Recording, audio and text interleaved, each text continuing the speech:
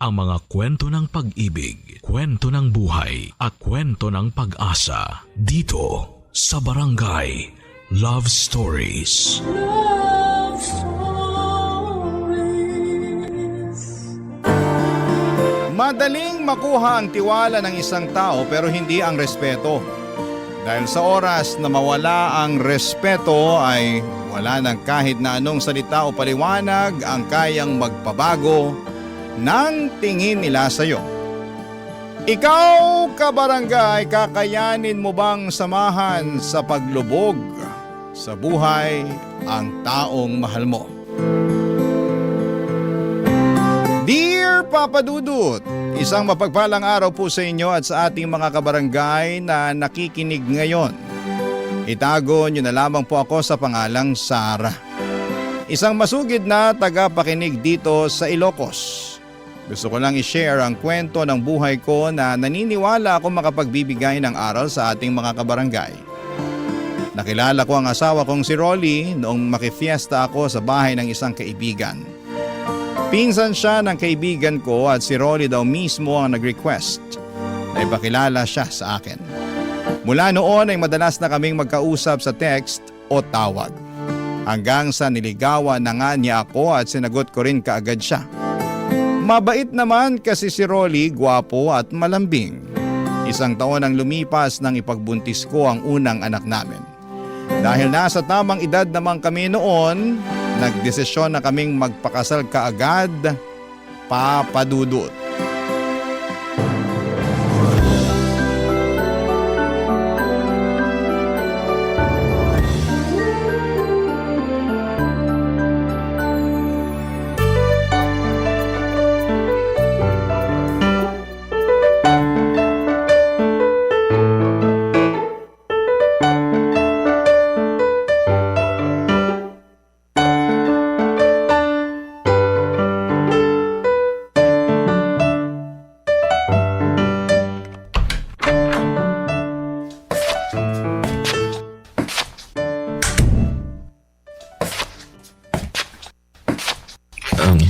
Mahal, dahan-dahan sa paglalakad ha.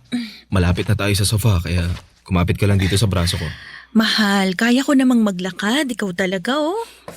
Siyempre, iniingatan lang kita tsaka yung anak natin. Oh, yan, maupo ka na dito sa sofa. Yan, dahan-dahan lang ha. Grabe, ang bigat na talaga ng tiyan ko ngayon. Kaya nga dapat mas mag-ingat ka sa mga kilos mo. Lalo na ngayon, ilang buwan na lang, manganganak ka na. Excited na talaga ako pero medyo kinakabahan din. Ako din naman. Kahit hindi ako yung manganganak, sobrang kinakabahan din ako. Alam mo, sa totoo lang, medyo nagigilty ako eh. Huh? Bakit ka naman nagigilty? Wala lang. Naisip ko lang na baka hindi pa talaga tayo handa na maging magulang. Teka, nagsisisi ka bang nagpakasal tayo? Syempre hindi. Yun naman pala eh. Ibig sabihin, may tiwala ka sa relasyon natin. Nakakayanin nating dalawa yung responsibilidad na to. Mahal, pasensya ka na, ha? Minsan talaga, hindi ko na alam kung ano yung pumapasok sa isip ko. May mga oras nga na naguguluhan na rin ako sa nararamdaman ko eh. Ang alam ko, normal lang yan sa nagbubuntis. Yung maguluhan ka sa mga bagay sa paligid mo o kahit sa sarili mo. Alam mo, mabuti na lang din at hindi ako masyadong nahirapan sa paglilihi. Siguro kasi palagi ka rin nasa tabi ko. Binibigay mo lahat ng gusto kong kainin. Kaya mahal, thank you ha. Kasi hindi ka napapagod na asikasuhin ako. Yun na lang kasi ang kaya kong gawin. Kung pwede nga lang na ako na lang ang magbuntis para wala ka na talagang hirap na pagdaanan eh. Saka ako dapat ang magpasalamat sa'yo. Kasi hindi ka nagdalawang isip na magpakasal sa akin. Alam mo naman na pangarap ko dati na magkaroon ng buong pamilya, di ba? Bata pa lang kasi ako nung maghiwalay ang mga magulang ko. At tinupad mo yung pangarap ko nung alokin mo na ako magpakasal sa'yo. Mahal, sinabi ko sa'yo dati pa na wala akong ibang gustong makasama sa habang buhay kundi ikaw lang. Wala na makilala kita. Alam ko na sa sarili ko na ikaw na yung pang forever ko. Kaya nga nang sabihin mo sa akin na magkakaanak na tayong dalawa, sobrang saya ng puso ko eh. Lalo na nung pumayag ka magpakasal sa akin. Isa yun sa pinakamasayang araw sa buhay ko. Naiyak naman ako sa mga sinasabi mo, mahal. Sinasabi ko lang naman yung totoo. Na tutuparin ko lahat ng pinangako ko sa'yo sa loob ng simbahan. Mamahalin kita ng tapat. Ikaw at ang magiging anak natin. Ako rin. Gagawin ko ang lahat para maging mabuting asawa sa'yo at nanay sa magiging anak natin. Papa Dudut, bata pa lamang ako nang maghiwalay noon ang mga magulang ko kaya pinangarap ko na talagang magkaroon ng buong pamilya. May kaba pa nga sa akin noon nang ipaalam ko kay Rolly ang tungkol sa ipinagbubuntis ko. Natakot ako na baka hindi niya ako panagutan. Pero kabaligtaran noon ang nangyari dahil nakita ko ang saya sa mga mata niya nang sabihin kong magkakaanak na kaming dalawa, Papa Dudut. Hindi siya nagdalawang isip na alokin ako na magpakasal. Naging maayos naman ang pagsasama namin ng una dahil responsableng asawa si Rolly. Naging simple pero magaan ang buhay namin. Naitatawid ng pamamasada ng tricycle ni Rolly ang lahat ng pangangailangan namin, Papa Dudut. Hanggang sa nasundan ang anak namin noon. Doon nagsimula na unti-unting bumigat ang buhay namin, Papa Dudut.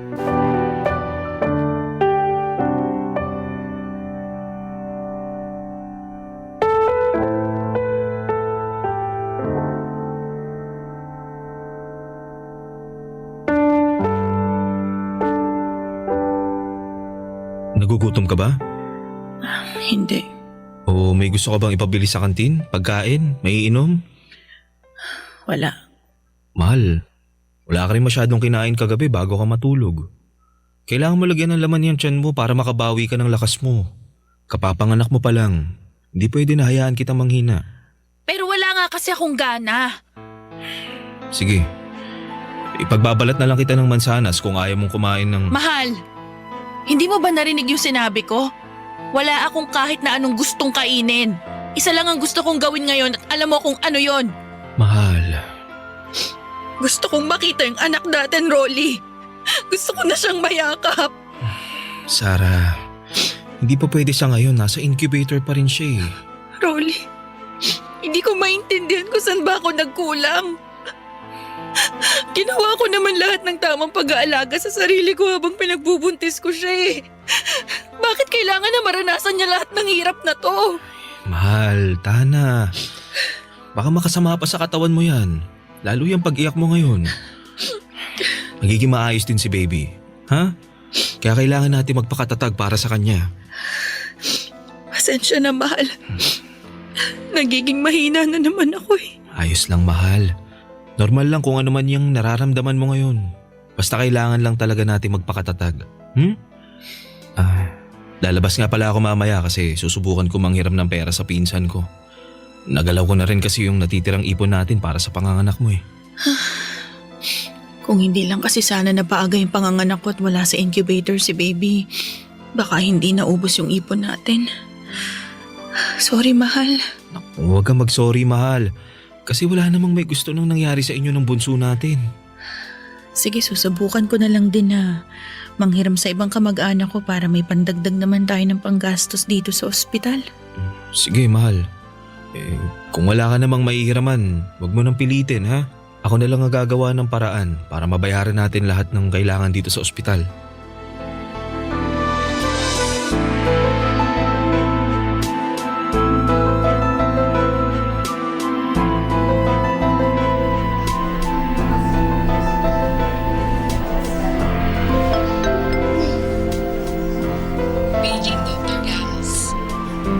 Grabe, Sarah.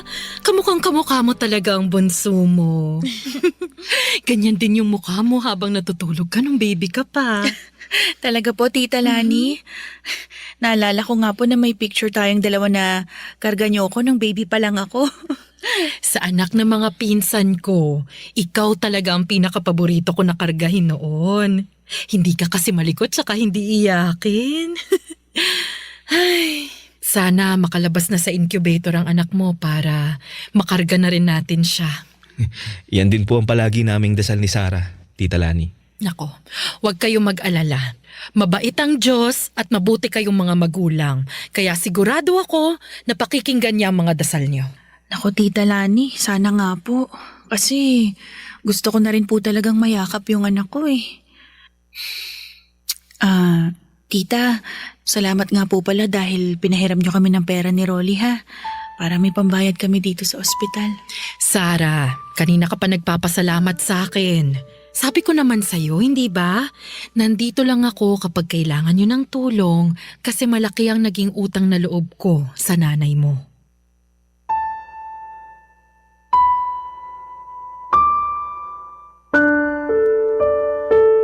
Papa Dudut, first cousin ni nanay si Tita Lani.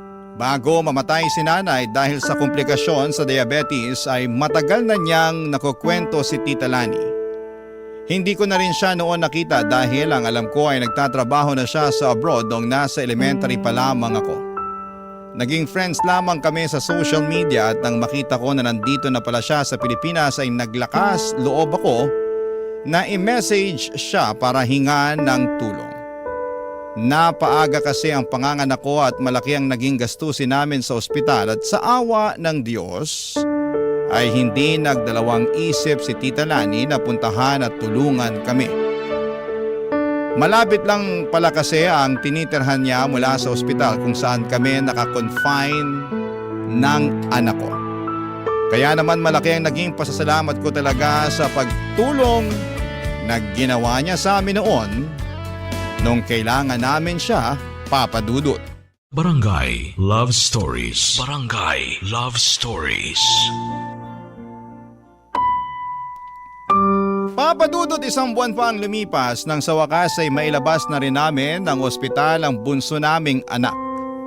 Kaya lang ay hindi doon natapos ang kalbaryo namin. Naging sakitin siya at kinailangan ng mamahaling gamot para sa kanya. Nang mga panahong yon ay baon na talaga kami sa utang.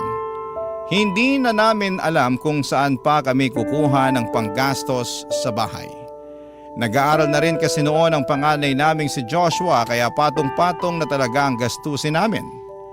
Dumating pa sa point na hindi na kami nakakabayad ng inuupahan naming bahay. Naiiyak na lamang ako gabi-gabi sa mga problemang dumarating sa amin ng asawa ko. Hanggang sa naglakas loob na akong muling lumapit kay Tita Lani. Hindi naman niya ako binigo at inalok pa nga kami na doon na muna tumira pansamantala sa bakanting paupahan niya, Papa Dudut.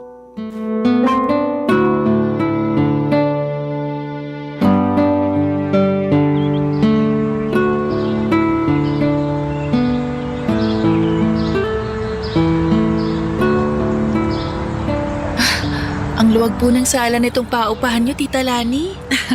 Maluwag ang sala pero medyo maliit ang kwarto at kusina. Naku, pagpasensyahan nyo na lang muna to ha. Kasi ito na lang yung bakante sa mga paupahan ko ngayon. Naku, Tita, napakalaking tulong na po nito sa amin. Oo nga po, tita. Halos kumpleto na nga rin po yung mga gamit dito sa loob eh. May sofa na tapos may malaking aparador pa po sa kwarto. May ikalan na nga rin po na magagamit namin para sa pagluluto eh. Yung huling tumira kasi dito, hindi na kinuha yung mga binili nilang gamit para sa unit na to. Kaya yan, marami pa talaga kayong mapapakinabangan dito. Nakakatuwa nga po kasi wala na kami halos po problemahin sa mga gamit para sa unit na to. Oh, linisin nyo na lang din ng mabuti ha para magamit nyo ng maayos. Medyo maliit nga lang ang unit na to kumpara dun sa ibang pinapaupahan ko. Ito na lang kasi talaga yung bakante kaya ito lang yung pwede kong ipagamit sa inyo ngayon. Naku, Tita, kahit nga po maliit na kwarto lang para sa aming apat, ayos na po yun eh. Ano ka ba? Siyempre gusto ko kasi talaga na maging komportable kayo. Lalo na yung mga bata. Hindi pwedeng hayaan ko na basta na lang sila lumaki sa kung saan. Naku, maswerte nga rin talaga kayo at may bakante akong unit na pwede niyong gamitin. Kaya nga po eh, nagulat talaga kami ni Rolly na bakanting unit po talaga ng paupahan niyo ipapagamit niyo sa amin. Isang buwan na rin naman kasing walang umuupa dito. Tsaka sigurado naman ako na aalagaan yung mabuti ang unit na to. Naku, makakasiguro po talaga kayo kasi pareho kaming masipag ni Sarah sa mga gawaing bahay. Nako, mabuti naman kung ganon. Tita Lani, yung tungkol po pala sa bayad dito sa upa, pwede po bang sa susunod na buwan na lang kami makapagbigay? Nakasangla pa po kasi yung tricycle ni Rolly. Uunahin po sana muna naming bayaran yon para hindi kami ipitin nung pinagsanglaan niya. Kaya nga po kung okay... Sarah, huwag niyo na munang isipin yung pambayad sa upa para sa buwan na to, ha? Pati na rin yung sa susunod na buwan. Unahin niyo muna ang mga dapat na unahing bayaran. Hindi ko pa naman kailangan ng pera sa ngayon. Talaga ho? Sigurado po kayo, Tita Lani? Oo naman. Kaya nga huwag niyo na munang isipin yon. Alam ko naman na kapag nakaluwag-luwag na kayo, makakapagbayad na rin kayo sa akin. Naku, promise po yan, Tita. Magbabayad po kagad kami. Salamat po talaga sa pagtulong niyo sa amin, ha? Sabi ko naman sa'yo, di ba?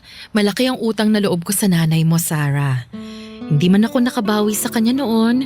At least, ikaw ang natutulungan ko ngayon. Kung nabubuhay lang po si nanay, malaki rin po ang magiging pasasalamat niya sa inyo.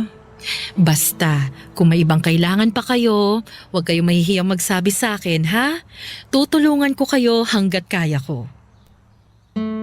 Papa Dudut, matandang dalaga si Tita Lani kaya wala siyang ibang kasama sa buhay.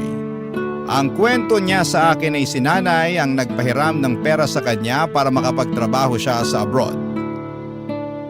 Hindi niya na raw na ibalik ang pera na yon kasi hindi naman daw siya siningil ni nanay. Matagal din siyang nagtrabaho sa abroad at hindi na nakauwi kahit noong mamatay si nanay. Nang makabalik siya sa Pilipinas ay nagpatayo siya ng ilang paupahan at negosyo. Yung bakanteng paupahan niya na may kompletong gamit ang pinagamit niya sa amin ng libre. Nahihiya talaga kami noon ni Rolly pero tinanggap namin lahat ng tulong na binibigay niya. Ang sabi ni Tita Lani kung hindi daw siya pinahiram ni nanay noon ay hindi siya makakapag-abroad at hindi niya maipupundar lahat ng negosyo na meron siya sa ngayon. Kaya gusto niya makabawi kay nanay at ang ginagawa niya na yon ay ang paraan niya sa pamamagitan ng pagtulong niya sa aming mag-asawa, Papa Dudut.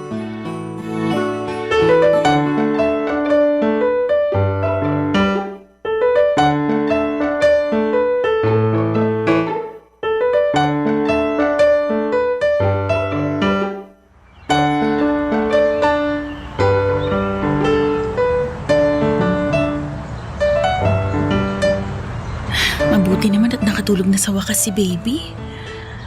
Makakapaghanda na ako ng tanghalian namin ni Rolly bago siya umuwi galing sa pamamasada. Sarah? Sarah, nandiyan ka ba sa loob ng bahay? Huh? Sarah? Si Tita Lani yung kumakatok. Ano kayang kailangan niya? Mapuntahan na nga sa sala. Hi po, Tita Lani. Kumusta? Mabuti naman at nandito ka, Sarah. Akala ko kasi hinatid mo si Joshua sa school niya eh. Naku, mainit po kasi kaya hindi na muna kami lumabas ni Bunso. Pinasabay ko na lang po si Joshua sa kaklase niya na nakatira lang dyan po sa tapat. Bakit po pala kayo nandito? Nagluto kasi ako ng adobo kagabi at ito, naparami yung luto ko. Nagdala ko para sa inyo. Naku, tita. Sakto po kasi plano ko na rin pong magluto sana ng tanghalian namin. Ay, talaga? Naku, buti pala't napaagang pagdala ko nitong ulam. Oo nga ho eh. Ay, tara ho, pasok ho muna kayo. Magsasaing na rin po muna ako bago ko initin tong ulam. Sige.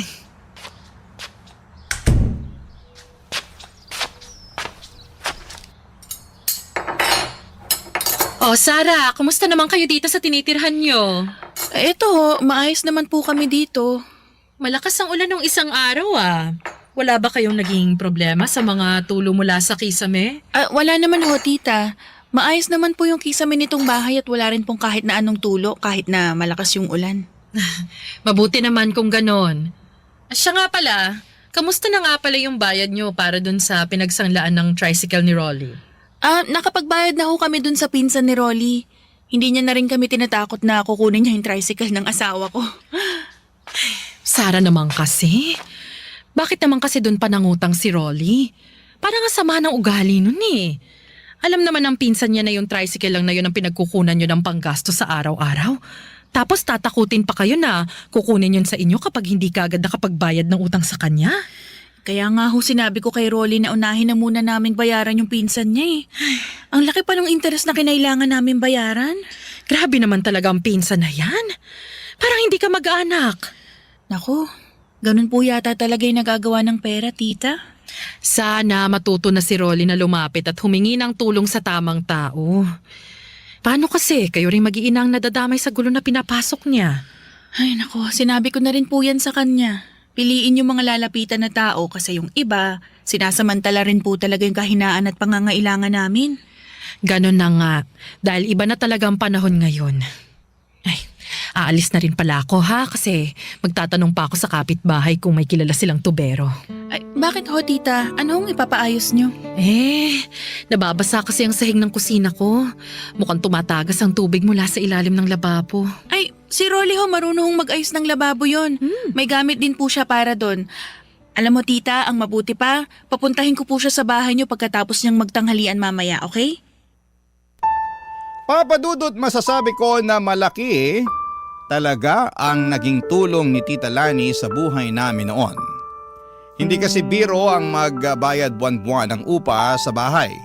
Kaya naman yung pagpapatira niya sa amin ng libre sa isa sa mga paupahan niya ang naging daan para unti-unti kaming makabangon ng asawa ko. Nasimulan na naming bayaran yung mga pinagkakautangan namin at hindi na rin kami masyadong nagigipit. Kahit pa mahal ang mga gamot ng bunso namin. Hindi lang kasi yung libreng tirahan ang tinutulong sa amin noon ni Tita Lani. Madalas din siyang nagdadala ng mga pagkain sa bahay namin. Hindi lang po basta ulam ha. Kung hindi, paminsan-minsan ay siya pa mismo ang nag-grocery para sa pamilya ko. Nahihiya na nga ako pero hindi ko naman pwedeng tanggihan ang mga tulong na ibinibigay niya. Sabi nga niya mag-isa na lamang naman daw siya sa buhay. Kaya kami na lang din halos ang tinuturing niyang pamilya niya. Papa Dudut. Barangay Love Stories. Barangay Love Stories. Papa Dudut, naging malapit na rin ang anak kong si Joshua kay Tita Lani. Madalas din kasi siya nitong bilhan ng laruan. Alam ko kasi na mahilig sa bata si Tita Lani at pangarap niya rin na magkaanak noon. Pero dahil masyado siyang nag-focus sa pagtatrabaho, pagpapaaral sa mga pamangkin at pagpapatayo ng negosyo, ay nawala na siya ng oras para sa sarili niya. At yung mga pamangkin na pinag-aral niya raw noon ay hindi na rin siya nagagawang kumustahin. Kaya naman pinagpapasalamat niya rin na dumating kami sa buhay niya. Kasi naramdaman niya ulit kung paano ang magkaroon ng isang pamilya. Marami nga palang alam sa pagkukumpuni ang asawa kong si Rolly. Dati kasi siyang nagtatrabaho sa isang talyer at kahit pag-aayos ng lababo o iba pang parte ng bahay ay kaya niyang gawin. Kaya naman sa tuwing may kailangang ayusin sa bahay ni Tita Lani ay si Rolly ang madalas na pinapatawag niya Papa Dudut.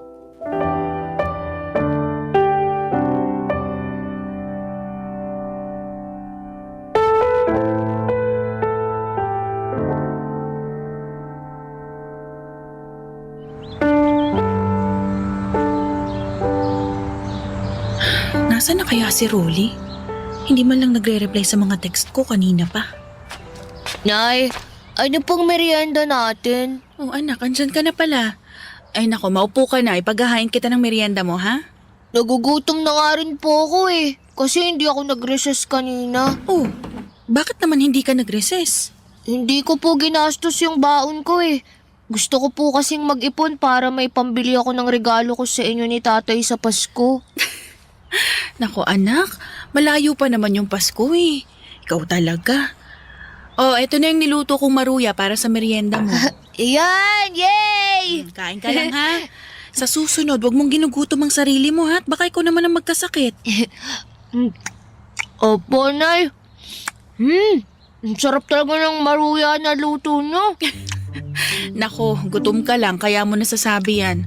Sige na, kumain ka lang ha. Tatawagan ko lang yung tatay mo. Si tatay po ang tatawagan nyo.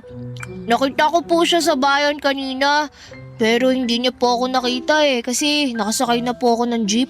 Talaga? Opo, Nay. Doon ba sa may paradahan ng tricycle mo ba siya nakita? Kanina ko pa kasi siya tinitext pero hindi siya nagre-reply eh. Hindi ko po siya doon nakita eh. Pero nakita ko pong pumasok sila sa may malaking tindahan na malapit po sa palengke. Pumasok? Sila? Sino naman kasama ng tatay mo kanina nung makita mo? Si Lola Rani po, Nay.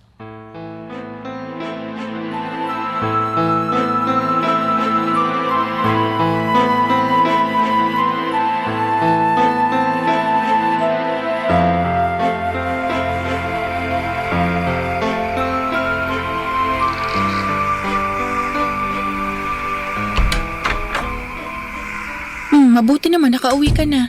Hindi ka kasi nagre-reply sa mga text ko eh. Pasensya na, mahal. Nalobat kasi yung cellphone ko eh. Nagre-ring pa naman yung cellphone mo nung tinatawagan ko nung una bago ka tuluyang hindi na makontak. Hindi ko rin kasi napansin na tumatawag ka bago mamatay yung cellphone ko. Ganun ba? Siya, pumasok ka na dito para mapaghain kita ng hapunan. Tulog na rin yung mga anak natin kanina pa. Sayang. Hindi ko pala makukulit ngayon si Bunso. Nako, bukas mo na siya kulitin kasi nahihirapan din akong patulugin siya kanina eh. Sige, mahal. Mukha namang maaga rin siya magigising bukas. Ano nga palang ulam natin kasi nagugutom na ako eh. Ayun, nagprito ako ng bangus at talong. Kumain ka na. Sakto. Kasi yan din talaga yung gusto kong kainin sa karinderya kanina eh. Kaya lang, naubusan na ako. Alam mo talaga, mahal, kung anong ulam ang gusto ko eh, no? Kakain na ako ha. Sige, kumain ka lang dyan. Ikaw, kumain ka na ba? Oo, sinabayan kong kumain yung mga bata kanina. Ganun ba? Pwede ko na rin palang ubusin tong ulam. Oo na. Sige na, sa'yo na lahat yan. Sarap, mahal. Mahal, bakit ka nga pala ginabi ng uwi ngayon? Naflatan kasi ko eh. Dinaan ko pa dun sa talyer kanina yung tricycle ko. Mga anong oras yon? Ewan ko, mga alas 5 ng hapon. Sa talyer, doon ka lang pumunta kanina? Oo, dun lang. Nintay ko lang na matapos yung pagpapalit ng gulong ko kasi wala na akong extra eh. Pagkatapos, pumasada na ulit ako bago umuwi dito sa bahay. Pasensya ka na talaga, mahal ha. Di ako nakapag-text sa'yo. Ayos lang. Wala namang problema doon, mahal. Papa Dudut, hindi ko alam kung bakit pero mula nang sabihin ang panganay kong anak na si Joshua na nakita niyang magkasama ang asawa at tita ko ay may kung anong kakaibang kaba na nararamdaman ako. Nagsisimula na ring may mga bagay na pumasok sa isipan ko noon. Nadagdagan pa yung kaba ko nang hindi sabihin sa akin ni Rolly na magkasama sila ng hapon na yon ni Tita Lani. Pakiramdam ko tuloy noon ay may tinatago siya sa akin na hindi ko magugustuhan. Pinipilit ko rin talagang iwasan na mag-isip ng hindi maganda kasi malaki ang respeto ko kay Tita Lani. Alam ko rin na malaki ang utang na loob namin sa kanya ng pamilya ko. At kilala ko si Rolly na hindi ako kayang saktan o lokohin. Pero kahit na anong gawin ko noon, kailanman ay hindi na naaalis ang kaba sa dibdib ko. Hanggang isang umaga ng Sabado ay maaga akong nagising at nagulat ako na wala na si Rolly sa tabi ko. Nabasa ko na lamang ang text niya na maaga daw siyang papasada. Hindi ko alam kung bakit pero pagkatapos kong ipaghanda si Joshua ng almusal, sinabihan ko siya na lalabas lamang ako saglit para pumunta sa bahay ni Tita Lani. May dala akong pandesal noon para sa almusal niya. Kumatok ako at nakita ko na bukas ang pinto kaya tumuloy na akong pumasok sa loob ng bahay ni Tita Lani, Papa Dudut.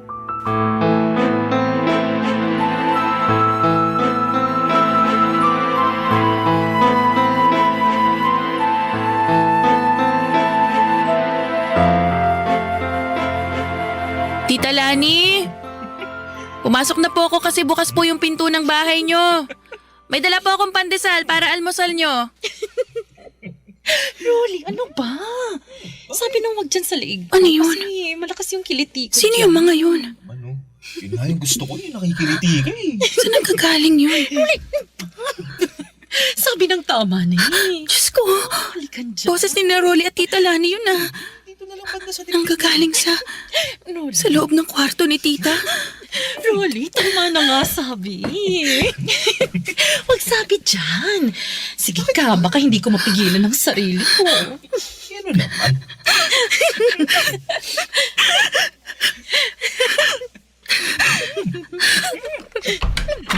Mga walang iya kayo! Mga hayop! Ang bababoy niyo! Sarah, Mahal! Huwag mo ako matawag-tawag na mahal ang baboy mo! Hayaan mo muna ako magpaliwanag, mahal! Ano bang ipapaliwanag mo? Nakita ko lahat, Rolly! Sarah, huminahon ka muna, ha? Huwag ka mag-iskandalo sa loob ng pamamahay ko. Talaga ba? Ha, Tita Lani? Yung pa talagang sasabihin mo sa akin? Di mo kasi naiintindihan eh. Hindi ko talaga maiintindihan kasi kahit kailan, hindi ko gagawin yung kababuyan na ginagawa niyong dalawa. Rolly, minahal kita. Wala akong ibang ginawa kundi yung mahalin ka, pero paano mo nagawa sa akin to? Sarah, mahal ka. Hindi mo ako mahal, Rolly. Kasi kung mahal mo ako, hindi mo to gagawin. Hindi mo ako sasaktan. Hindi mo man lang naisip yung mga anak natin. Kahit sila na lang sana, Rolly. Kahit hindi na ako. Sana kahit yung mga bata na lang yung inisip mo. Pwede ba, Sarah? Huwag ka nga magdrama dito sa loob ng bahay ko. Ayoko marinig ka ng mga kapitbahay ko. Bakit, tita? Nahihiya kayo? May natitira pa talaga kayong hiya sa katawan nyo? Grabe ka! Sobrang taas pa naman ang respeto ko sa inyo, tapos asawa ko pa pala'y nilalandi nyo?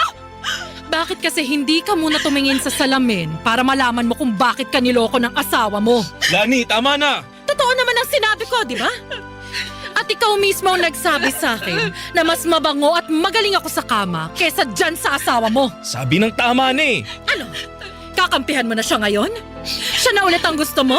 O sige, magsama-sama kayong lumaya sa pamamahay ko at sa unit ko na tinitirhan nyo ngayon ng libre.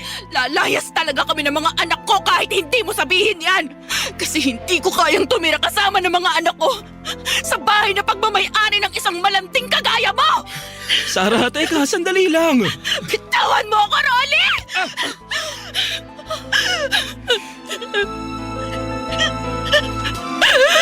At huwag na huwag mong susubukan na sundan kami ng mga bata. Dahil baka mademanda pa kita.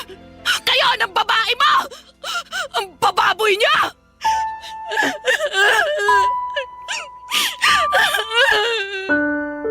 Papa Dudut, hindi talaga ako makapaniwala sa nakita ko noong araw na yon.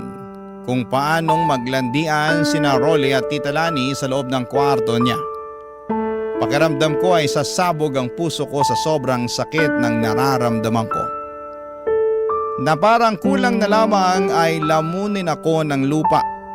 Sa ilang taon na relasyon namin noon ni Rolly, kahit kailan ay hindi niya ako niloko o sinaktan.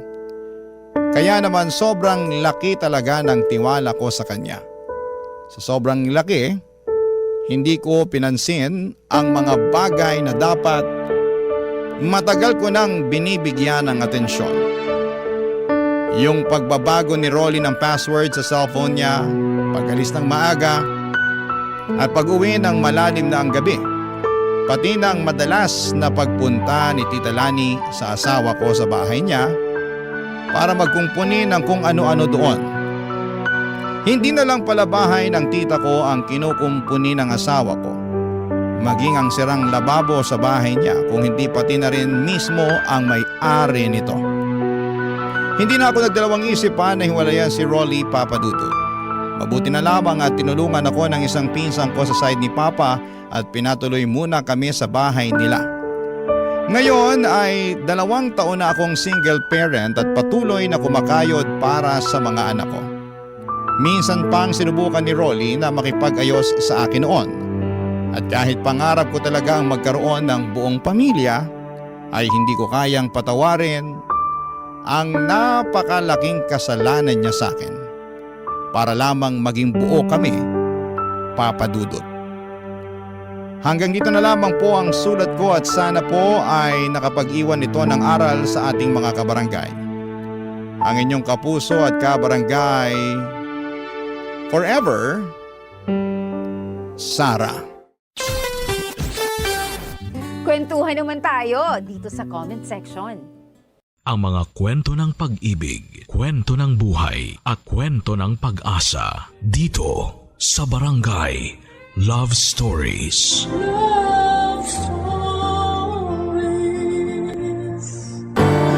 Ang pagkapit sa patalim upang kumita ng pera ay isang malupit at masakit na katotohanan na kinakaharap ng marami sa ating bansa.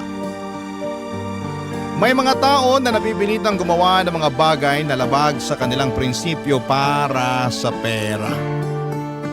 Ikaw, kabarangay, ano ang kaya mong gawin at tiisin para lamang kumita ng pera? Dear Papa Dudut, magandang araw po sa inyo. Ako po si Jed at nais ko po sanang ibahagi ang kwento ng buhay ko. Hindi po madali para sa akin ang ikwento ang mga nangyari. Pero matagal na po akong tagahanga ng Barangay LS at sa tingin ko ay makakatulong din sa akin kung may makakarinig at makakarelate sa kwento ko. Dito na po ako sa Pateros ipinanganak at lumaki. Iniwan po ako ng nanay ko noong 4 years old pa lamang ako para sumama sa ibang lalaki. Kaya ang tumatayong magulang ko ay ang tatay ko. Mahal na mahal ko po ang tatay ko at kahit kailan ay hindi ko hinanap ang pagmamahal ng nanay ko dahil hindi nagkulang ang tatay ko sa akin. Ang totoo po niyan, hindi ko na po alam kung nasaan ang nanay ko ngayon. Pero okay lang po. Dahil abala na ako sa mga hamon ng buhay at wala na akong oras para hanapin pa siya. Hindi po kami mayaman ni tatay, Papa Dudut. Ang tatay ko po ay isang construction worker at ako naman po ay nagtatrabaho bilang crew sa isang restaurant. Ang mga kinikita namin ay sakto lamang para sa pang-araw-araw na pangangailangan namin. Pero kahit na ganun pa man ay pareho namang kaming masaya ni tatay. Isa din po sa mga dahilan kung bakit hindi ako sumusuko sa mga pagsubok ng buhay ay ang matalik kong kaibigan na si Migs. Pareho po kaming lumaki dito sa Pateros. Pakiramdam ko po ay isa sa mga dahilan kung bakit nagkakaintindihan kami ni Migs ay dahil pareho kaming lumaki sa broken family. Si Migs po ay iniwan ng tatay niya noong 6 years old pa lamang siya at ang nanay na lang po niya ang kasama niya. Paminsan-minsan nga po ay nagbibiroan kami ni Migs na sana ay magkatuluyan na lamang ang tatay ko at ang nanay niya para maging kapatid ko na lamang siya. Hindi ko po alam kung bakit may mga magulang na ganon, Papa Dudut, pero hanga pa rin ako sa mga magulang na ginagawa ang lahat para sa kanilang mga anak. Tulad ng tatay ko at ng nanay ni Migs. At bukod po sa pagkakaroon ng broken family tulad ko ay hindi rin po nakapagtapos ng pag-aaral si Migs. Nagtatrabaho po siya sa isang talyer at tuwing nagkakatugma, ang mga araw ng day off namin ay nagbi-videoke at nagiinuman kami. At tuwing nagkakaroon ng malalim na usapan ay hindi namin maiwasan na magkwentuhan tungkol sa mga pamilya namin, Papa Dudut.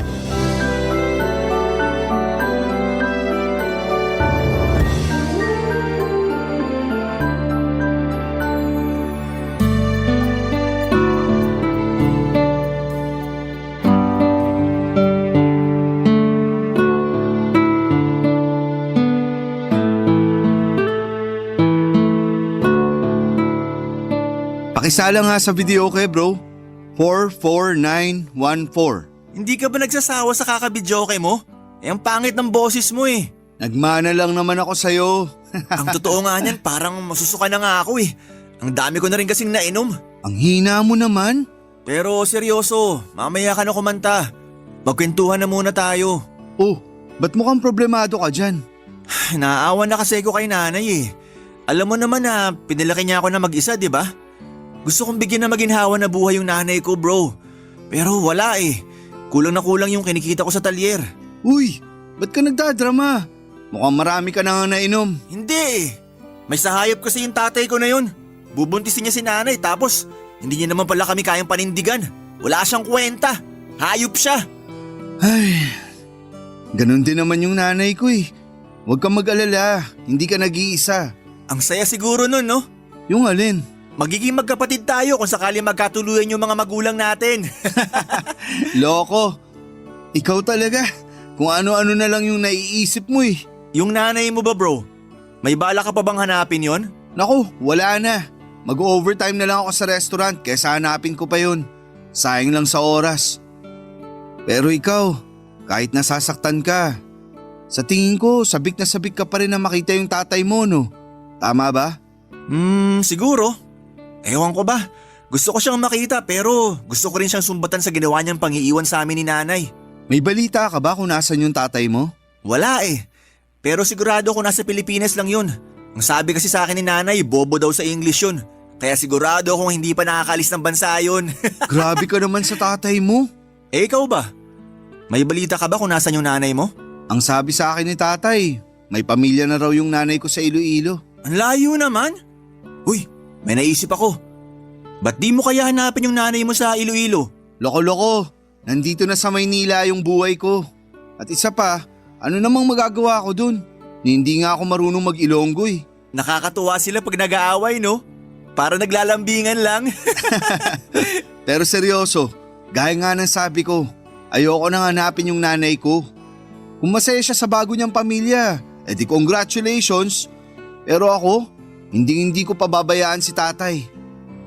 Alam mo kung ano yung pinagpapasalamat ko, bro? Kung tutuusin, pwede sana akong ipamigay ng tatay ko sa mga kamag-anak namin nung sanggol pa lang ako. Pero hindi niya ginawa yun. Pinanindigan niya yung pagiging ama niya sa akin. At yun ang kaulugan ng isang tunay na lalaki. Nako, mukhang magkakasundo nga sila ng nanay ko. Kasi ganun din yung nanay ko eh. Nung iniwan siya ng tatay ko, pinanindigan niya rin yung pagiging nanay niya sa akin. Kakatuwa, no? Ang dami pala nating similarity. Oo, at isa na dun yung talent natin sa pagkanta. Pero seryoso, salamat bro ha. Salamat saan? Kasi sobrang solid ng samahan natin. Nandyan ka parati para damayan ako. Eto pinapangako ko sa'yo bro. Walang makakasira sa samahan natin. I love you bro. Takis nga. Sapakin kita dyan eh. Ayoko na talaga. Nasusuka na ako eh. Uwi na tayo. Sobrang killjoy naman ito. Tiisin mo na muna yan. Oh, etong pulutan oh. Hindi ko na talaga kaya bro. Uuwi na ako. Ako na magbabayad nitong in-order natin. Hindi na nga pala ako nasusuka. Ano nga ulit yung number mo? Saan ko na dito sa videoke? Yan tayo eh. Huwag kang mag-alala, titiisin ko na lang. At isa pa, hati na rin tayo sa bayad. Ba't ko naman iaasa sa iyo yung bayad? Eh pareho lang naman tayo na nagtatrabaho. Yun! Papadudod si Migs na talaga yung kasama ko sa lahat ng bagay. Hindi siya yung tipo ng kaibigan na iiwanan ka kapag nahihirapan ka. Siya yung klase ng tao na kahit may pinagdadaanan siya ay hindi kanya pababayaan. At ganon din naman po ako sa kanya, Papa Dudut. Para ko na siyang kapatid at gagawin ko rin ang lahat para sa kanya. At isa pa ay magkalapit lang din kasi ang bahay namin. Kaya hindi kami nahihirapan kapag kailangan namin ang isa't isa. Ang totoo niyan ay nalulungkot ako para kay Migs kasi hindi siya yung tipo ng tao na nag-o-open up tungkol sa tatay niya. Pero tuwing nagiinuman kami ay bigla na lamang siyang magrarant tungkol sa tatay niya at naiintindihan ko naman siya, Papa Dudut. Kasi hindi naman nagkakalayo yung kwento ng buhay namin. Parehong tinakasan ng tatay ni Migs at ng nanay ko ang mga responsibilidad nila sa amin. Ang totoo po niyan ay asar na asar ako noong unang malaman ko na nasa Iloilo na pala ang nanay ko kasama ang bago niyang pamilya. Sobrang naiinis ako kasi ang kapal naman ng mukha niya na umasta na parang wala siyang iniwang anak dito sa Maynila. Pero kinaya naming pareho ni tatay na wala ang nanay ko. At sigurado ako na hindi na namin siya kakailanganin kailanman. At ganoon na lang din yung sinabi ko kay Migs na hindi na niya kailangan ng tatay niya kasi nakayanan niya na mabuhay na hindi humihingi ng tulong sa tatay niya. Lumipas nga po ang ilang linggo at wala namang nagbago sa buhay ko. kayod sa trabaho tapos uuwi para makapagpahinga. Tapos kinabukasan ay magtatrabaho na naman. At ganoon din ang naging sistema ng buhay ni Mix. Hanggang isang araw. Nagbago po ang lahat ng dynamics. Nasa trabaho ako nang mabalitaan kong naaksidente ang tatay ko sa construction site na pinagtatrabahuhan niya. Sobra po akong nataranta ng araw na yon. At ang pinakamasakla pa ay wala akong sapat na ipon para ipagamot siya. Pero wala akong ibang choice kundi ang ipa-admit siya sa ospital. Mawala na po ang lahat sa akin, Papa Dudut. Wag lang po ang tatay ko. Habang tumatagal ay tumataas ang bayarin sa ospital. At wala na rin akong kinikita dahil nagpaalam po ako sa amo ko na hindi na muna ako makakapag-duty kasi kailangan kong bantayan si tatay sa ospital. Hindi na rin ako nagparamdam kay Mix kasi ayaw ko na siyang abalahin pa. Oo, kasangga ko siya sa lahat ng laban sa buhay. Pero may mga pagkakataon talaga na mas pipiliin ko na lamang na solohin ang problema ko kaysa maging pabigat sa ibang tao. Aaminin ko na ma-pride akong tao at yung ayoko sa lahat ay yung kinakaawaan ako. Pero dumating din yung pagkakataon na hindi ko na talaga kinaya pa. Kaya naman nakapag-decide ako na tawagan si Migs at hilingin sa kanya na dalawin ako sa ospital, Papa Dudut.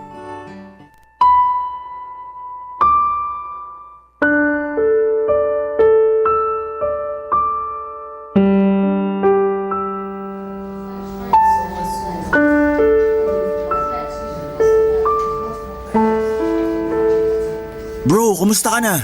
Dito na lang tayo sa labas mag-usap. Nagpapahinga pa kasi si tatay sa loob. Sige. Bro, may papakiusap sana ako sa'yo eh. Bakit? Ano yon? Pwede ba ako makairam ng pera sa'yo kahit konti lang? Pasensya ka na talaga ha. Pero walang-wala kasi ako ngayon eh. Pero promise, babayaran kita kapag nakabalik na ako sa trabaho. Mabuti na nga lang at napakiusapan ko pa yung boss ko na huwag akong tanggalin sa trabaho habang nandito pa ako sa ospital. Sana wag mong masamain tong sasabihin ko sa'yo ha, pero hanapin mo na lang kaya yung nanay mo sa Facebook. Tapos humingi ka na rin kaya ng tulong sa kanya. Matagal na kaming kinalimutan ni Nanay, Migs. Kung ayaw mo akong pairamin, di bali na lang. Gagawan ko na lang ng paraan to. Uy, eto naman. Tampo agad. Kung ayaw mo lapitan yung nanay mo, hindi naman kita pipilitin eh. Suggestion lang yun bro, okay? Suggestion lang. At isa pa, naiintindihan kita kasi ganun din naman ako eh. Kung sakali man na mangyari sa nanay ko yung nangyari sa tatay mo eh, hindi rin ako hingi ng tulong dun sa tatay ko, no? Pasensya ka na kung napagtaasan pa kita ng boses. Sorry, hindi ko na talaga alam kung anong gagawin ko eh. Pambihira ka naman kasi. Ba't di ka tumawag ka agad sa akin? Kung hindi pa ako sinabihan ng kapitbahay natin, hindi ko pa malalaman na naaksidente na pala yung tatay mo. Kilala mo naman ako eh. Yung ayoko sa lahat, yung kinakaawaan ako. Pero wala na talaga akong choice kasi tumataas na yung bill ni tatay dito sa ospital. O yan, 10,000 yan. Sa'yo na yan. Seryoso ka? Ang laking pera nito ah.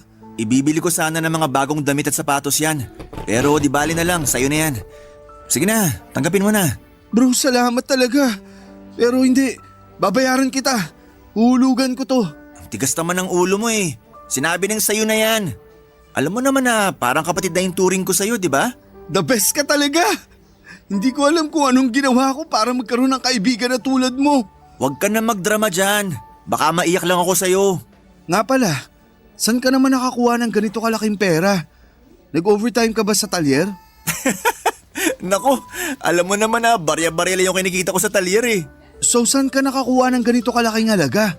May sideline ka? Baka pwede mo naman akong i-refer oh. Gusto mo ba talagang malaman kung saan ko nakuha yung ganyan kalaking pera? Oo. Halika dito, lumapit ka sa akin. Ibubulong ko sa'yo. May pinupuntahan akong bar pagkatapos ng shift ko sa talyer bro. At maraming silahis na, alam mo na, nagbibigay ng pera kapalit ng good time. Seryoso ka? Kailan mo pa ito ginagawa? Noong nakaraang linggo lang. Pambihira ka bro. Hindi ka ba mapapahamak dyan? Sa hirap ng buhay ngayon, wala akong choice. Mamamatay kami pareho sa gutom ng nanay ko kung yung sahod ko lang sa talyer ang aasahan ko. Pero lilinawin ko lang sa'yo, walang pilitan to ha. Pwera na lang kung interesado ka. Ayoko. Baka mapahamak lang ako dyan. Mukha ba ako napahamak? Sandali lang, may papakita ako sa'yo. Ito yung bago kong cellphone, bro. Pambihira. Patingin nga. Ito yung bagong labas na model ah. Ito yung palagi ko nakikita sa Facebook. 60,000 yung presyo nito. Nako, barya lang yan dun sa katransaksyon ko. Nakita niya kasi na kakarag-karag na yung luma kong cellphone. Kaya ayan, binilhan niya ako ng bago. So ano, aatras ka pa ba?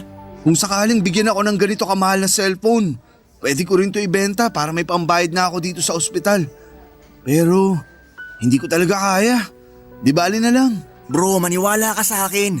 Wala pa yan sa kalahati ng pwede nilang ibigay sa'yo. Basta gagalingan mo lang. Loko ka. Sapakin kita dyan eh. Akala ko ba walang pilitan ha? Sayang lang kasi ang gwapo mong yan. Sigurado ako na hinding-hindi ka mahihirapan. Sobra akong nabigla sa mga sinabi sa akin ni Migs, Papa Dudut. Akala ko po kasi ay sa mga teleserye o sa TV lamang nangyayari ang mga ganong klase ng sitwasyon. Yung binabayaran ka ng malaking halaga kapalit ng pagsama sa ibang tao. Pero nangyayari pala talaga siya sa totoong buhay. Sobrang inosente ko po ng mga panahong yon at hindi ko talaga inaasahan na papasukin ni Migs yung ganong klase ng sideline. Aaminin ko noong una ay hinusgahan ko siya, pero habang tumatagal ay na-realize ko naman na wala namang masama doon basta't pareho kayong may kasunduan ng makakatransaksyon mo. Pero ayoko pa rin talaga, Papa Dudut. Kasi hindi ko kayang makipagsiping sa isang tao na hindi ko namang kilala. Akala ko po ay magagawan ko ng paraan yung bill sa ospital ni tatay, pero mas lalo pang lumala ang sitwasyon. Nang isa-isa nang pumunta sa bahay namin yung mga katrabaho ni tatay sa construction. Doon ko po napag-alaman na may utang pala si tatay sa kanila at ngayon ay naniningil na sila ng bayad. Nalaman ko rin po yung perang inuutang ni tatay sa mga katrabaho niya ay ginagamit pala niya sa pagsusugal. Hindi ko po akalain na nagsusugal pala siya at hindi ko po malalaman kung hindi pa dumating yung mga katrabaho niya sa bahay para maningil. Para po ako mababaliw sa dami ng problema ng mga panahong yon. Bumalik po ako sa trabaho ng mga panahong yon at pagkatapos ng shift ko, dumediretso ako sa ospital para bantayan si tatay. Yung bahay naman namin ay pinaubaya ko na kay Migs, mabuti na lamang at mapagkakatiwalaan ko siya. Pero kahit na anong kayod ko ay kulang na kulang pa rin ang sahod ko para pambayad sa ospital at para bayaran ang mga pinagkakautangan ni tatay. Sa totoo lang, parang gusto ko nang sumbatan si tatay kasi sobrang bigat na mga problema ang iniwanan sa akin. Pero hindi ko siya magawang sumbatan kasi hindi naman po siya nagkulang sa akin bilang ama. Medyo naiintindihan ko rin po kung bakit siya nagsugal ng palihim. Kami po kasing mga mahihirap ay araw-araw kami naghahanap ng paraan para makaahon sa buhay. At kahit na anong kayod namin ay parang hindi pa rin namin maabot yung buhay na gusto naming maranasan. Kaya minsan yung iba sa amin, umaasa na lamang sa swerte o sa sugal. Barangay Love Stories. Barangay Love Stories. Dumating ang araw na kinailangan ko talagang lunukin ang pride ko, Papa Dudut. Nag-Facebook ako at nag-message sa nanay ko na ngayon ay nakatira na sa Iloilo. Nagbabaka sakali ako na baka matulungan niya ako at mapadalhan ng pera. Kasi hindi ko na talaga kayang pasanin lahat ng responsibilidad na iniwan ni tatay. Gustong gusto ko na talagang mabayaran ng buo yung bill ni tatay sa ospital at pati na rin yung mga inutangan niya. Di bali na pong mahirap basta wala lang utang. Pagkalipas ng ilang araw ay nakatanggap ako ng message mula sa nanay ko. Pero imbis na gumaan ang loob ko, Papa Dudut, ay mas lalo lamang itong bumigat. Ipinagduldulan niya lang sa akin na masaya na siya sa buhay niya ngayon kasama ang bago niyang pamilya. At ayaw na raw niya akong makausap. Galit na galit po ako noong araw na yon. At hindi ko na napigilan ang sarili ko na umiyak. Hindi nagparamdam ang nanay ko sa akin ng ilang taon at ni minsan ay hindi kami humingi ng tulong sa kanya. Pero nagawa niya pa ring ipamukha na parang wala akong kwentang anak at noong araw na yon ay isinumpa ko na hindi ko nakakausapin ang nanay ko at pati na rin yung mga taong may kinalaman sa kanya. At noong araw na yon ay doon ko na napag-isipan na siguro ay eto na yung senyales ko para tanggapin ang inaalok ni Mix. Nadala ako sa bugso ng damdamin kasi naisip ko noon na wala nang mas nakakahiya pa kesa sa tanggihan at kamuhian ako ng sarili kong ina. Kaya naman nilubos-lubos ko na yung pagluno ko ng pride ko, Papa Dudut. Pumunta po ako sa bahay ni Migs at doon ko na ikinuwento sa kanya ang desisyon ko na tanggapin ang alok niya. Dito ko na naisip na baka eto na rin ang sagot sa lahat ng problema ko, Papa Dudut.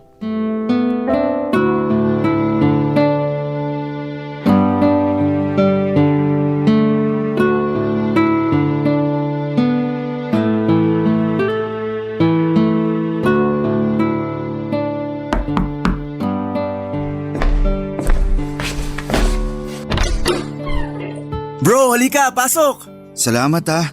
Pasensya na kung biglaan. Ano ka ba? Goods lang kasi yung nanay ko namamalengke. Kaya solong-solo natin tong bahay ngayon. Nga pala, kumusta na yung tatay mo? Okay na ba siya? Ayun, nasa ospital pa rin. Pero nagpapagaling na. Mabuti naman kung ganun. Pero bro, mas lalo lang ako ng problema ngayon eh. O bakit? Ano nangyari? Paano ba naman kasi tong si tatay?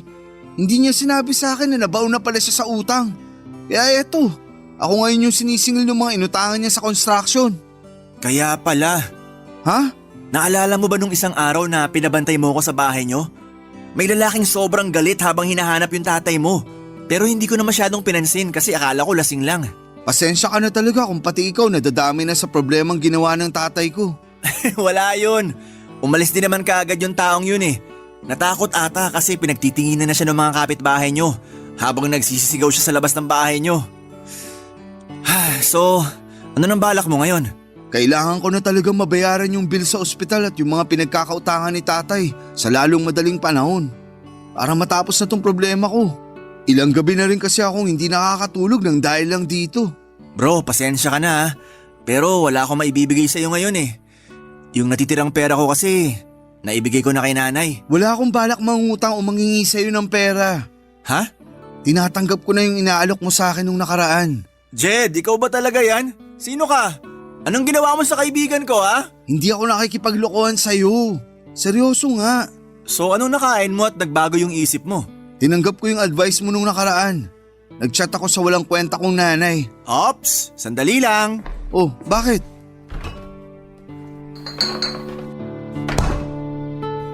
Oh, eto, 1 litro ng beer. Binili ko yan nung isang araw. Pambihira, ba't may beer ka? Iniinom ko yan tuwing tinatalakan ako dito sa bahay. Puro kakalokohan. Hindi ka na talaga nagbago. O eto, shot ka muna. Salamat. Sarap. Sige lang, magkwento ka lang dyan. Ayun na nga, ipinamukha niya lang sa akin na may bago na siyang pamilya at ayaw niya na raw ako makausap. Ibang klase din talaga. Alam mo yung nanay mo, tatay ko? Wala silang pinagkaiba eh. Ang dapat sa mga yan, binabalatan ng buhay. Hayaan mo na lang. Wala din namang mangyayari kung iisipin pa natin sila. Huy, saglit. Balik tayo. Seryoso ka? Tinatanggap mo na yung inaalo ko sa'yo nung nakaraan? Oo, bakit? Ayaw mo ba? Hindi naman sa ganon. Nakakapanibago lang kasi. Kilala kita, sobrang taas kaya ng pride mo. Hindi ikaw yung tipo ng tao na basta-basta na lang babawiin yung mga salitang nabitawan mo na. Hindi mababayaran ng pride na yan ang bayarin ko sa ospital at yung mga inutangan ng tatay ko. At isa pa, harap-harapan yung pinagduduldulan ng nanay ko sa akin na wala akong kwentang anak. May masasakit pa ba dun? Lugmok na nga yung pride ko.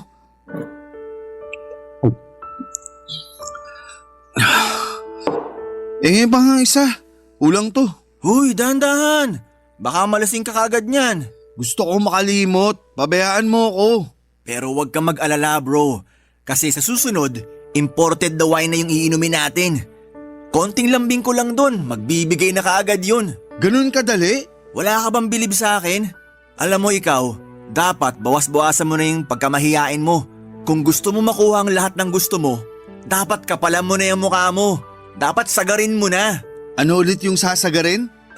Sira! Pero siguraduhin mo na hindi ako mapapahamak dyan ha. Ngayon ka pa ba panghihinaan ng loob? Ano ka ba? Ako bahala sa'yo. Ituturo ko sa'yo lahat ng kailangan mong malaman. Easy man ito, promise. Papatulan ko na yan. Wala nang atrasan to. Nang gabing yon ay dinala ako ni Mig sa bar na madalas niyang tambayan.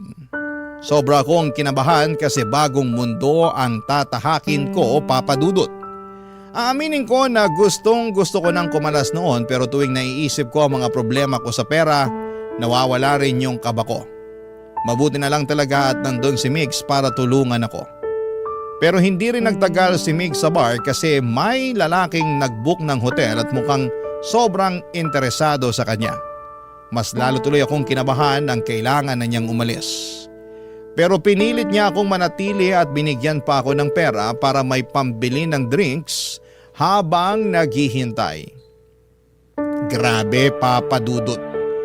Nagmukha akong tuod sa bar ng panahon na yon. Nag-online games na lamang ako habang umiinom para hindi ako mabagot agad.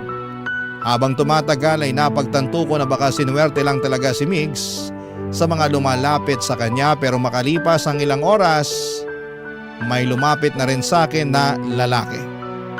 May itsura siya, nasa 40s at mukhang may kaya sa buhay. Nagalok siya na bilhan ako ng drinks at pumayag naman ako. Nagkwentuhan kami at tinanong niya kung ilang taon na ako. Saan ako nakatira, may mga simpleng tanong lamang. Pero habang tumatagal ay mas lumalalim na yung mga tanong niya. Nagsimula siyang magtanong tungkol sa mga personal na bagay at hindi nagtagal ay dinala na niya ako sa kotse niya. Nag-drive siya at nag-park kami sa isang liblib na lugar. At doon na may nangyari sa amin. Kitang-kita ko na nagustuhan niya yung ginawa ko sa kanya at bilang pasasalamat ay binigyan niya ako ng 5,000 pesos. Kinuha rin niya yung number ko. Grabe, Papa Dudut. Sa trabaho ko sa restaurant ay baka nga hindi ko pa makuha yung 5,000 sa isang linggo. Tapos nung gabing yon ay hindi pa umaabot ng 5 oras ay naka 5,000 na ako. Lumipas ang ilang linggo at nagpatuloy yung arrangement namin at lumaki na rin nang lumaki yung pera na natatanggap ko sa kanya. Nang ikinuwento ko sa kanya ang kalagayan ng tatay ko ay hindi siya nagdalawang isip na bigyan pa ako ng pera. At doon na nga mas gumaan ang buhay ko. Nabayaran ko na po ng buo ang hospital bills ni tatay at pati na rin yung mga pinagkakautangan niya. At noong nagkapera na ako ay naisipan kong yayain si Mig sa bahay. Bumili ako ng mga mamahaling alak bilang pasasalamat na rin sa kanya. Kasi kung hindi dahil kay Migs, baka nabubog na ako ng mga inutangan ni tatay at baka mas lalo pang lumaki ang bayarin ko sa ospital, Papa Dudut.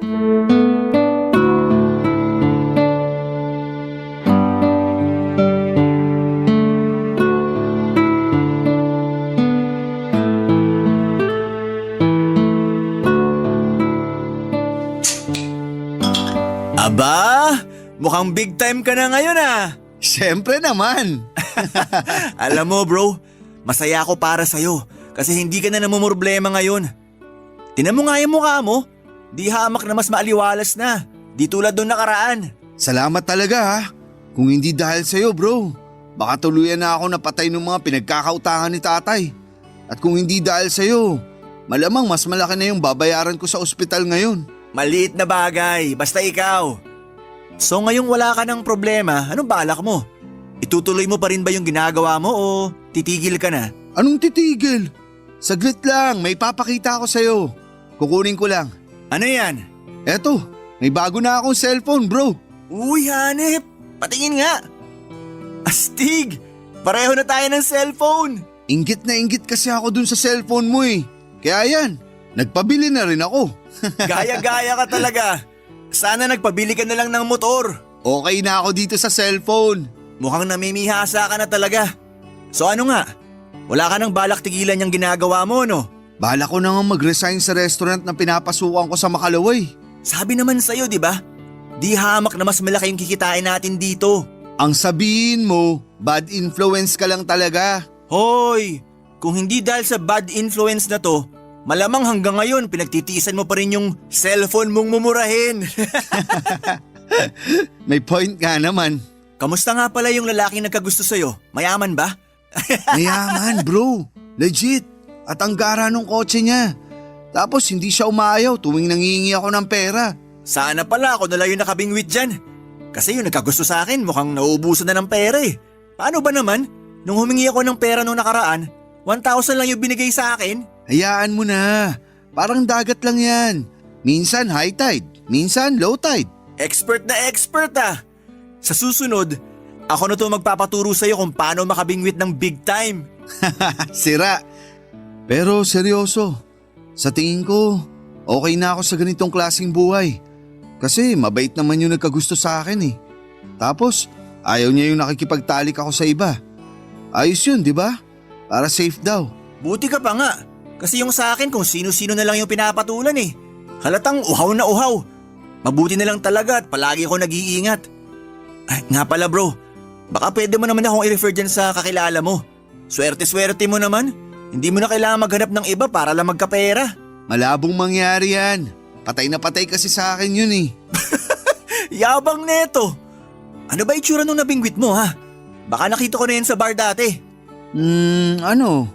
Palaging nakasalamin, may balbas, palaging nagsusuot ng may kwelyo, tapos naka-black na pants at sapatos. Ha? Sino kaya yan? Wala ako nakikitang ganyan sa bar. Di na ako magtataka kasi nung tinanong ko siya kung palagi siyang tumatambay sa bar, ang sabi niya first time niya lang daw sa bar na yun. Kapag sinaswerte ka nga naman oh. First time mo din sa bar na yun nung gabing yun.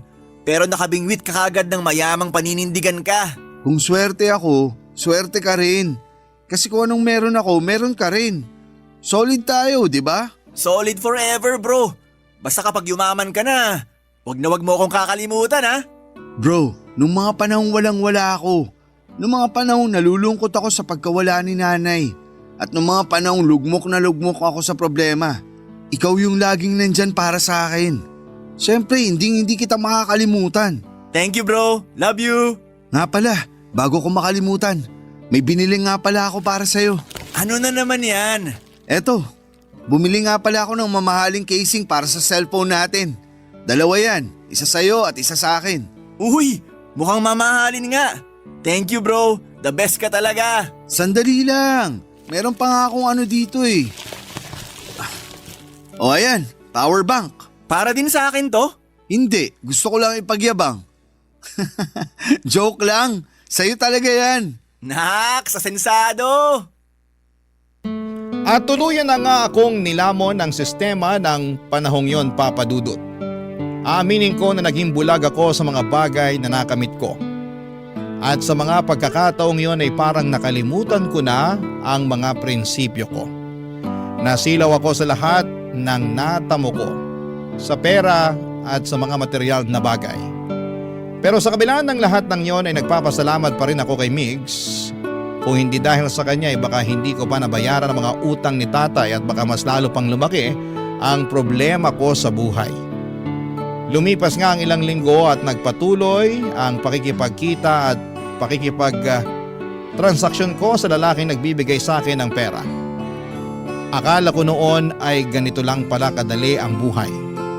Kung yahalin tulad ninyo po sa online game, para ko nakahanap ng cheat code o hack na nagpapadali ng lahat.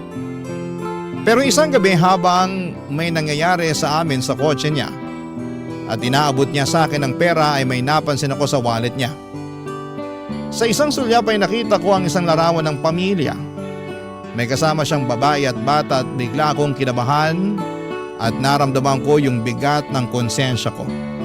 Hindi ko po inaasahan na sa mga oras na ito habang tinatanggap ko ang pera at pinagpapatuloy ang mga bagay na hindi ko akalaing darating sa buhay ko ay may nasisira na pala akong pamilya.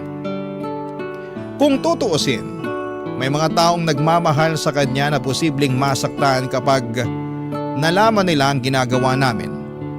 Hindi ko na napigilan ang sarili ko at kinumpronta ko siya tungkol sa picture na nakita ko sa wallet niya. Tumawa lamang siya at sinabing hiwalay na raw sila ng asawa niya. Noong tinanong ko kung nasaan ang asawa niya, sinabi niya na nasa mabuting kalagayan na raw at ganoon din ang bata. Kaya hindi ko daw dapat ipag-alala kung may nangyayari sa amin. Nakaramdam po ako, Papa Dudut, ng kaunting ginhawa. Nang gabi ding yon na pagkatapos kong itanong sa kanya ang tungkol sa pamilya niya, hindi na ako nangulit pa. Tumahimik na lamang ako, Papa Dudut. Sa totoo lang ay takot ako na kung magsalita pa ako ay baka magbago ang lahat at mawala na ng tuluyan ang pinagkakakitaan ko. Nang mga panahong yon, Papa Dudut. Barangay Love Stories. Barangay Love Stories. Papa Dudut, dumating na sa puntong nakapag-ipon na ako ng sapat na pera at unti-unti ko na ring napapagawa ang bahay namin. Kasabay nito ay unti-unti na ring gumaling si tatay. Ang saya ko talaga, Papa Dudut, dahil hindi na lang ako nakakabili ng gamot para sa kanya, kundi pati na rin yung mga simpleng pangangailangan niya. Kaya naman talagang nararamdaman ko ang pag-asenso ko sa buhay kahit papaano. Pero sa kabila ng mga magagandang pagbabago sa buhay ko ay napansin ko na unti-unti rin na nade-depress si Migs. Napapansin ko kasi yung mga post niya sa Facebook at talagang nararamdaman mo na may pinagdadaanan siya. At nung hindi na niya sinasagot ang mga tawag at messages ko ay talagang nag-worry na ako. Isang araw ay nag-decide akong pumunta sa bahay nila at nandun ang nanay niya. At nang tinanong ko kung nasaan si Migs ay sinabi niyang madalas na lang daw na natutulog ito. At isang beses sa isang araw na lang daw kumain. Nag-worry ako lalo at nagtanong ako sa nanay ni Migs kung ano ang nangyayari. Pero kahit yung nanay niya mismo ay hindi alam kung ano ang nangyayari kay Migs. Alam ko na may mga pagkakataon sa buhay na ang isang tao ay kailangang mapag-isa para makapag-isip. Kaya't napag-isipan ko na siguro ay kailangan lamang ni Migs ng oras para magpahinga at makapag-reflect. Pero dumaan ang isang linggo at wala pa ring pagbabago sa kalagayan niya. Nang pumunta ulit ako sa bahay nila ay ganoon pa rin ang sitwasyon. Si Migs palaging nakahiga lang sa kama at bihira pa rin kumain. Noong araw na yon ay hindi na ako nakatiis pa kaya nag-decide ako na bumili ng pagkain mula sa isang kilalang restaurant at nag-take out ako. Pagkatapos po noon ay bumalik ako kaagad sa bahay nila. Nang makarating ako ay hindi ko na pinatagal pa at pumasok na ako sa kwarto ni Migs. Hindi ko alam kung ano ang gagawin ko pero ang gusto ko lang mangyari ay yung maramdaman na nandyan lang ako para sa kanya. Kahit na hindi ko pa alam kung paano ko siya matutulungan. Gusto ko lang na maramdaman niya na hindi siya nag-iisa, Papa Dudut.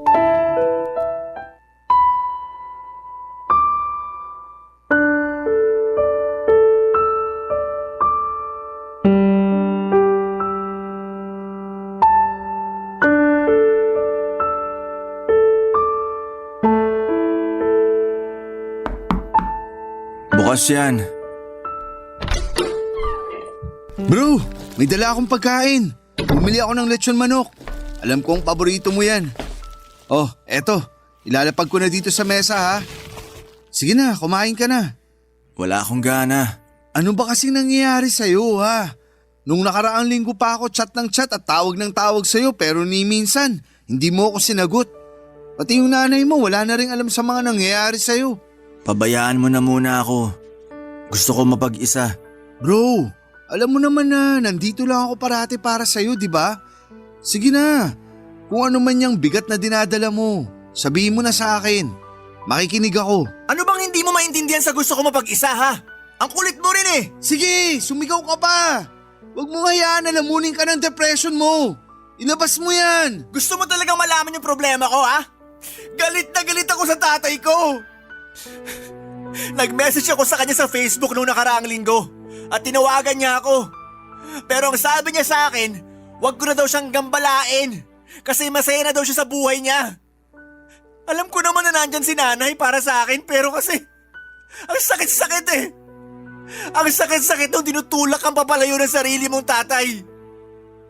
Maliit pa ako nung huli niya akong nakita, bro. Ano? Hindi man lang ba siya na-curious kung kumusta na yung anak niya? Hindi man lang ba sumagi sa isip niya na may anak na nangungulila sa pagmamahal niya? Bro, tahan na.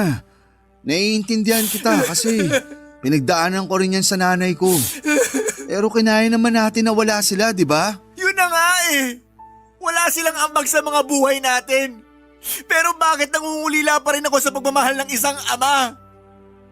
Kung alam ko lang na masasaktan ako ng ganito, sana pala hindi na lang ako nag-message sa kanya sa Facebook. Ikaw naman kasi.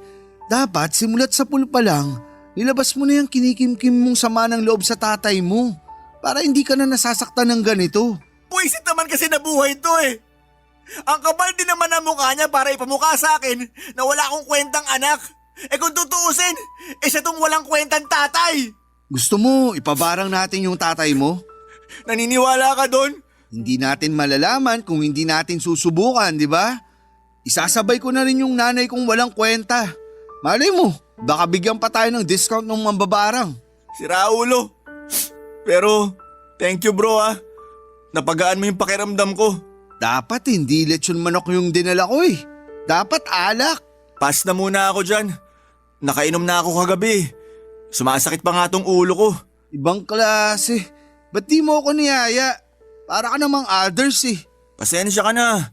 Gusto ko lang talaga mapag-isa ng mga oras na yun eh. Naiintindihan ko naman. Pero, wag mo na akong tatakutin ng ganun ha. Sana man lang nag-message ka para man lang at least alam ko na buhay ka pa pala. Oo na, sorry na talaga. Uy, ba't mukhang gigil na gigil ka? Bakit? Sino ba yung tumatawag ha? Sino pa ba? Kung hindi yung tatay ko na walang kwenta. Sagutin mo na lang kaya para hindi ka na nagkakaganyan. Ano ako, sira? Pagkatapos niyang sabihin sa akin na wag ko na raw siyang gambalain kasi mas masaya na siya na wala ako. Na hindi ko nga alam kung bakit pa tumatawag yung mokong na yan eh. Baka naman hihingi ng tawad sa'yo. Sagutin mo na kasi. Gusto mo sagutin ko? Saglit, kunin ko lang. Uy, O, ayan. gagi! Ba't mo naman hinagis yung cellphone? Ang mahal nun eh. Bahala siya sa buhay niya. Mabulok na sana siya sa impyerno. Jijingle ako. Diyan ka lang. Sira ulong yun. Pagdiskitaan ba naman yung cellphone? Sayang naman. Kunin ko na nga lang. Nagasgasan pa ata yung case na binigay ko sa kanya. Sandali lang. Mukhang pamilyar sa akin tong mukha na to ah. Hoy! Ba't hawak-hawak mo yung cellphone ko? Akin na nga yan. Wag mong sasagutin yan kung hindi tatamaan ka sa akin. Tatay mo yung tumatawag sa'yo? Kakasabi ko lang, di ba? Pambihira. Kanina pa ring ng ring to ah. Utang na loob, kanina pa ako naririndi dito. Ayan. Dapat binlock ko na to eh. Bro, sana wag mong masamain tong sasabihin ko sa'yo ha. Pero mukhang mabait na tao naman yung tatay mo eh. Hulaan ko. Nakita mo yung profile picture niya nung tumatawag siya, no? Sus, wag ka magpapauto. Mukha lang siyang mabait, pero yung ugali niyan, mas masahol pa sa hayop. Pakiramdam ko nga nasuntok ko na yun kung sinabi niya yung mga sinabi niya sa akin sa harapan ko mismo. Ay, kumain na lang tayo. Lalamig na tong lechon manok. Sige. Sobra akong nagulat papadudot nang makita ko yung profile picture ng tumatawag kay Migs. Yung tatay ni Migs at yung lalaki na nagbibigay sa akin ng pera ay iisa lang pala. Alam kong marami sa mga kabarangay natin na magagalit sa sasabihin ko pero pinili kong itago kay Migs na tatay niya pala ang katransaksyon ko. Kasi natakot ako na baka mawalan ako ng pera. Aaminin ko na malaking tulong yung pera na ibinibigay niya sa akin at kung sakali mang magkagulo ay sigurado ako na sa kangkungan ako pupulutin. Lalo na't wala pa akong trabaho. Habang tumatagal ay mas lalong bumigat ang konsensya at naiilang ako sa pakiramdam. Kasi tatay mismo ng best friend ko ang pinatulan ko. Doon ko rin napagtanto na yung family picture na nakita ko sa wallet niya ay baby picture pala ni Migs. Siguro ay marami sa inyo ang hindi maniniwala pero hindi ko talaga nakilala yung nanay ni Migs sa litrato kasi ang layo ng itsura niya noon kung ikukumpara mo sa ngayon. Parang ibang tao na siya ngayon kumpara doon sa nasa family picture. Habang patuloy kami sa pagkikita ng tatay ni Migs ay pasimple ko siyang tinatanong tungkol kay Migs. Inamin niya na ang dahilan kung bakit may picture ni Migs at ng nanay niya sa wallet niya ay para ipakita na hindi siya silahis tuwing nagtatangka siya o nagtataka yung mga katrabaho niya kung lalaki ba talaga siya. Sabi pa niya na wala na raw siyang balak na makipag-ayos kay Migs o sa nanay nito. Nung marinig ko yon, sobrang nalungkot ako para sa best friend ko, Papa Dudut. Tumagal pa kami ng ilang buwan sa ganitong setup pero doon ko na naisip na kailangan ko na talagang tapusin ang pakikipagkita ko sa tatay ng best friend ko. Ang totoo niyan ay tutol na tutol yung tatay ni Migs sa gusto kong mangyari kasi nahulog na daw ang loob niya sa akin. Pero nanindigan ako at tuluyan ko na talaga siyang iniwanan. Nakalikom na ako ng sapat na pera at gusto ko na ring magsimula ng bagong buhay. Hindi ko na kayang ipagpatuloy yung ginagawa ko dahil alam ko na tinatraidor ko na si Migs at diring-diri ako sa sarili ko tuwing naiisip ko yung ginagawa ko sa best friend ko. Doon ko na na-realize na sobrang halaga pala ng itama ang mga mali mo habang maaga pa. Kasi kung ipagpapaliban mo lamang ay baka hindi mo na rin mamamalayan na huli na pala ang lahat. Isang araw nang pumunta si Migs sa bahay ay niyaya niya ako na makipag-inuman at hindi ko akalain na mangyayari na yung matagal ko nang kinatatakutan, Papa Dudut.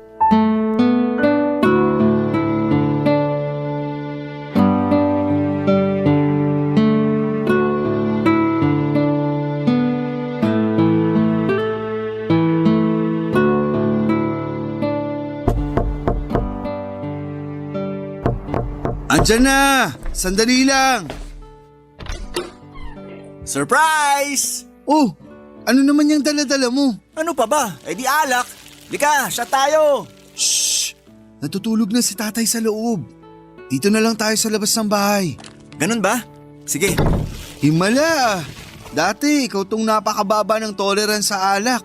Tapos ngayon, nag-aaya ka makipag-inuman? Anong nakain mo? May rason tayo para mag-celebrate ngayon, bro. Ano naman yun? Nakadilihensya na naman ako. 15 kyaw, bro. 15 kyaw. Ibang klase ka talaga. Kinupitan mo siguro yung tao, no? Grabe ka naman sa akin. Oh, eto. Sa'yo to. Inumin mo na.